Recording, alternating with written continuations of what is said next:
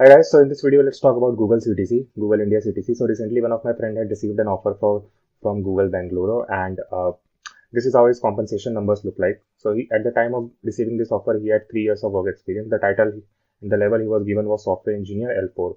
So Google has these levels like L3, L4, L5, L6, and so on. If you compare them with Facebook levels, they are E3, E4, E5, E6, and so on. And if you compare them with Amazon's level, then they are software engineer 1, software engineer 2, software engineer 3, and so on. Location was Bangalore. So base pay he was given was 33 lakhs per annum, which includes the PF as well. So PF is basically a retiremental benefit. Like what happens is that every month some percentage is deducted from your salary and deposited into your PF account. Like the full form of PF is Employee Provident Fund, and the government has recommended that the percentage should be 12% of base pay, but the company can decide to deduct less as well. And the signing bonus which he was given was 5 lakhs. Signing bonus is basically joining bonus, which you receive only in the first year. Stock bonus which was given was $90K vested over 4 years. So what does vested over 4 years means that you will receive this 90K distributed over 4 years. Like earlier, Google used to give 25% in the first year, next 25% in the second year, next 25% in the third year, and so on in the 4 years. But recently, they have, I think, changed these percentages. So what happens that now I think they give 33% of this amount in first year, then another 33% in second year, then in third year I think it's 22%, and then in the fourth year it's 12%. So this amount is not in Indian national rupees. This 90K is in dollar because, as I mentioned earlier as well in the Facebook CTC video, that if you see Google, it is listed on NASDAQ, which is a stock exchange in United States. Hence, the amount which is given is in dollars.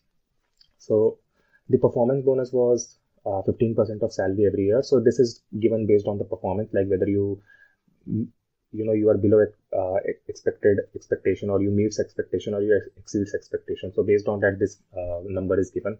So if you take 15% of 33 LPA, it comes out to be 4.95 lakhs. So total compensation comes out to be 60 lakhs for first year and 56 lakhs from second year onwards. So this is 56 lakhs from second year onwards because signing bonus is only given in the first year when you join. So that's why it's 5 lakhs less. But from second year onwards, this number can be bigger as well because you will also receive appraisals in your base salary, and then you might also end up receiving stock refreshers, or when you get promoted you get a large increment in this base pay and your stock refreshers. Like you end up getting more and more stocks as you keep on staying longer in the company. So apart from that, like Google provides standard benefits, like they have free food, like cafeterias are there in the office, so you get free breakfast, lunch, dinner. So that is a good thing. Then they have free cab facilities. So if you take into consideration, like whenever you are living in a city like Bangalore or Hyderabad in India, their tech offices are in Hyderabad and Bangalore. So like your cost of commuting and your food cost is mostly covered. So most of the salary which you will earn, you will end up saving. Like and apart from that, like they give this 401k benefits. If you do not know what 401k is, you can read about it on Google. But yeah, these are the most of the things. But another thing which I really like about Google is that they are very encouraging in terms of the thing that if you want to, change your location of employment. Let's say you are working in India, but you want to move to United States, or you want to move to Europe. So they are very encouraging in that terms. Like most of my friends who had joined Google 2-3 years back, so they have actually moved to Mountain View, California. That is Google headquarters. Like what they did was that Google keeps on hiring for their internal openings as well. So they saw an internal transfer opening, they applied for it, and then they were interviewed and they passed all the interviews. So they eventually shifted there. So whenever you are taking an internal transfer, you have to take L1 visa. Like I'm talking about United States. So via L1 visa, they shifted there. And Google is very encouraging in terms of that. Like most of the tech companies, they do not like when people change their locations, or, they do not encourage this internal transfer thing mostly. Like in Amazon or Microsoft also this happens, but they are not that encouraging as Google is. And like the process is also very slow there. At Google, that process is very fast.